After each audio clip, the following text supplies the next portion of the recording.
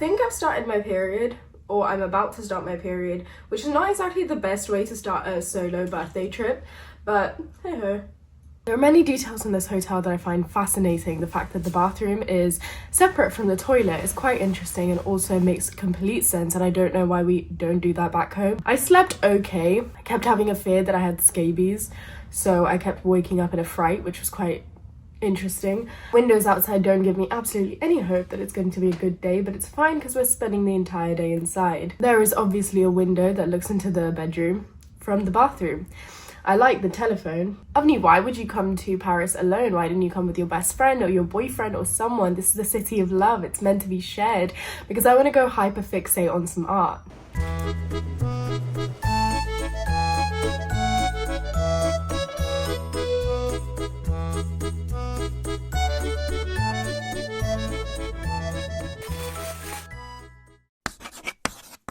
On the outside of the building, there were so many different statues and sculptures, and I don't even know how they made that architecturally sound. We can't even get pillars right nowadays. I saw 2 works by Michelangelo, the Dying Slave and the Resisting Slave. It was the first time where I'd seen marble look so soft. I didn't take a picture of the Mona Lisa because I was like, you know what, that girl deserves a millisecond of a break. In front of the Mona Lisa was really beautiful with Jesus in the middle, well-dressed, well-robed men and women with grapes and wine and servants and cats and dogs. Now I feel like all art is extremely conceptual. I want you to think this rather than just depicting specific aspects of human nature. Now everything's like, look at this Coke can with like shit coming out of it.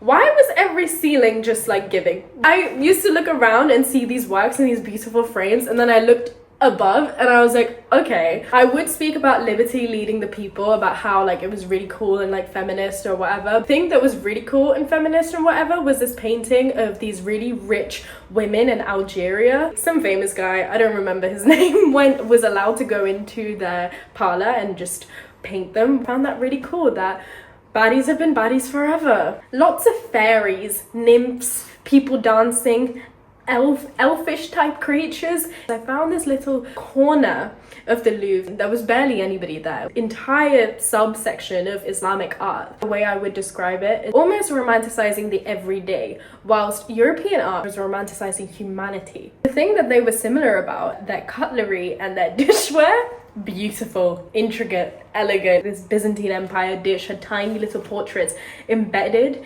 into the top lid of this just jar, and I was like, my Tupperware doesn't do that. And by this point I'd spent 5 hours inside of the Louvre Museum, so I was kind of nearing my end. I did go into the Egyptian section. You know, when you go to a really fancy restaurant and you see like an a la carte menu, I saw that on a stone, like different types of meals presented to the king.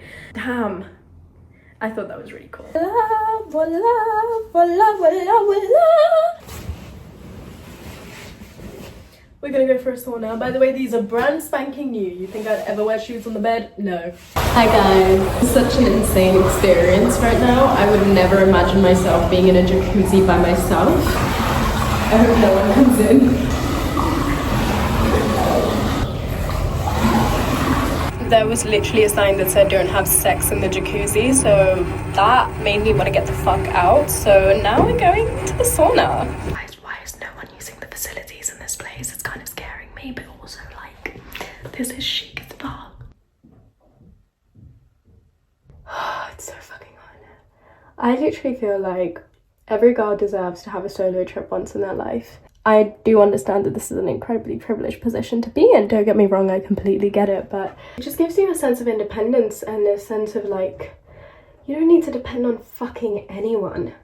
You don't need to do shit for anybody else, especially because at the end of the day, it's your life. This is such an incredible way to spend a birthday, to go and hyperfixate on art. We're so busy focused on trying to improve ourselves that we don't think about what can we do to take care of ourselves. And it doesn't have to be going to a fancy hotel or buying yourself something or doing something. It can be something simple as going for a walk in an area that you really like. As women, we have a hard enough job as it is to exist and be successful and be educated and still be attractive. And there's so many labels that the world puts on us. Sometimes we gotta just own our own label and be our own name and do the things that our own name would like to do. And that's what I'm doing, and I'm scared that my phone's gonna overheat, so I'm gonna shut this off. How cute is this little like personalized lip case that I have? I just feel like it's so chic and cute and like my experience of Paris now, since I'm in like a committed relationship, is so different from my experience of Paris when I wasn't in one. Because when you're not in one and you're in Paris, everyone is in love. And now that I'm in one and in Paris and alone, I'm like, guys, enjoy yourselves, have a great time, enjoy yourself. Everyone is always arguing, really in your face arguments, and that's amazing. I like that everyone here does it in public. Wear your heart on your sleeve, that's my opinion. Today, I had this honey mustard turkey baguette. It banged. Like, they really know how to do simple and like chic. It's kind of like their fashion. Like, they know how to do simple, chic silhouettes, cuts, quality. Something a little bit up in the air, something a little bit seasoned, something a little bit, you know? It falls out of their hand. Oh my god, I literally miss my long hair right now, but I know that we're dealing with this girl. The architecture of Paris is absolutely incredibly fantastic. Tomorrow is my birthday, so we're probably gonna go for a nice meal. This is our final day in the nice hotel, and tomorrow we're going into an Airbnb.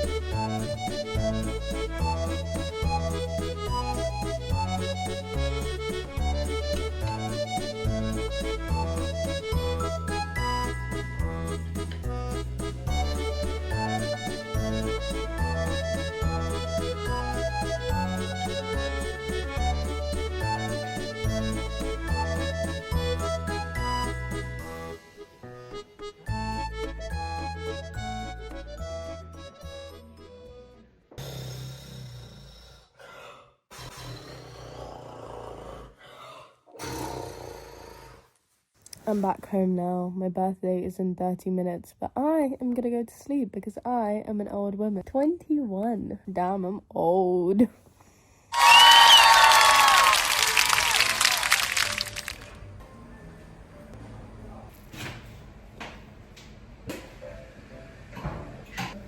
Good morning, it's my birthday. I clearly have already been up because I went downstairs for breakfast and the hotel staff wanted to do a photo shoot with me, so that's what I did. And now my birthday begins. I feel like it's gonna be a very, very, very fun day for me. So I'm gonna hang this baby up again. I'm feeling like adding some very extremely minimal drama, so what we're gonna do is use some of the gold from my favorite ever palette on planet Earth, and we're gonna just tap everywhere.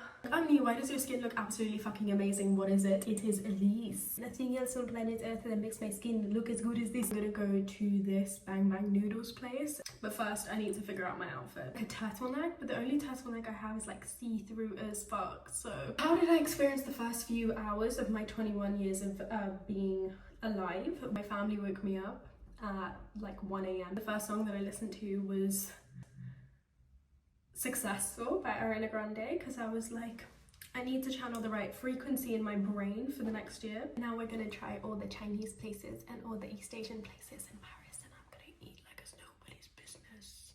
And you're like, Avni, you're spending so much money. Yeah, because I saved up for this experience.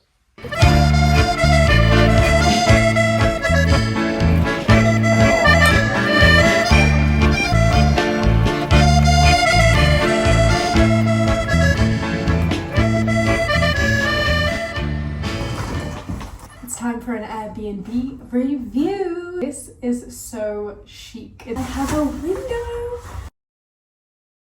There's a tiny little kitchen and a tiny little wardrobe. I have a microwave, I have a fridge. I'm definitely gonna try this green tea mint situation. Oh, sure. They left the robes, and if you guys don't know by now, I love a robe. This bathroom is extremely oddly shaped. I don't even know what to call this shape, but this is the type of shape they would make. Oh, this is very warm. This is the type of shape that they would make me try and figure out in maths class or in a maths test, and I don't have to do that anymore, so I'm not going to. Let me take you in. Officially a small Actually, the smallest bathroom I've ever been inside. The details of this is really nice. I like it. We also have another window in the bathroom. Keep this one closed and this one open and poo and watch people. Where is your bed? Like, this is all cute and stuff, but like, you don't have a bedroom. Yeah, I do. I do have a bedroom. Sorry, I'm itching. It's up these stairs. So my bedroom's up here. Let's go check it out. I'm gonna take my shoes off though, because I'm Indian. I really like this bedroom. It's really nice, cozy, and I can still see out onto the street. I don't even have a desk in this corner. Tiny little chair as well, right here. My stomach is hurting from the bang bang noodles I ate earlier. Oh. But this is nice. I like it. On my way over here, I did a walk through many different areas of Paris, and I also bought the Paris Vogue. Renaissance du chic. I want to read it, but obviously it's going to be all in French. Yeah, it's all in French. I always run the same Chanel ad. Ambika.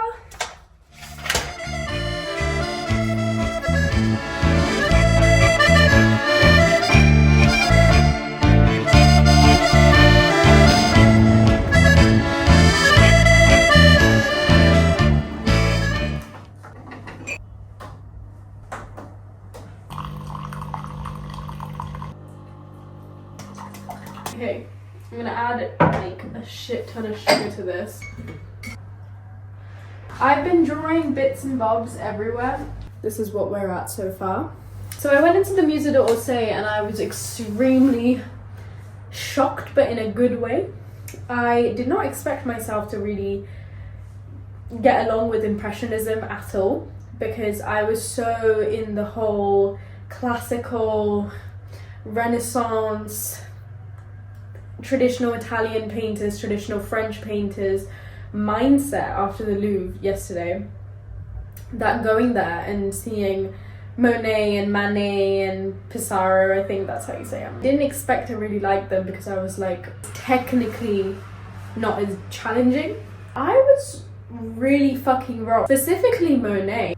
His understanding of color theory, his ability to evoke atmosphere through just the way that he layers, it's equally as hard as classical painters or anything of that sort. There were a couple of artists that I discovered that I had no idea who the fuck they were, like Sicily and Pissarro, and I'm not somebody who's extremely into art history. I'm not very much so. If I like the painting, I like the painting. If I don't like the painting, I don't like it. Like, it could be a Da Vinci piece and I would be like, no, I'm not interested if it's not my vibe. What gives me the right to impose my opinion on works that are deemed masterpieces by millions and millions of people and art critics and educated people? Nothing. But I'm gonna do it anyway. Pissarro, damn. Like, what a bad bitch. Like, such a bad bitch. Like, I was looking at some work and I was like, damn, you really did that, babe. These tiny, minuscule brushstrokes. Almost pointillism-esque. Renoir is equivalent to, like, the blurry aesthetic on Instagram. You know what I mean? Like, the girls that are, like, scissoring it up. Not scissoring, scissoring it up. Like, this and this, same vibe. Wait, I forgot to tell you. Someone literally drew me and then came and gave me the work. I think that he was hitting on me because he asked for my social media and I was like, babe, you're gonna find out I'm an influencer, and also I'm taken. I'm literally taken. This is a drawing of me.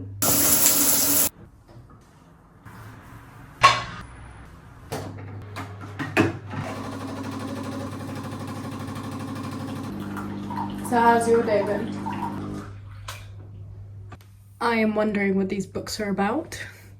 I have a sneaky suspicion they may be in French. What is going on here? What is that? This guy's trimming some pig hair with scissors.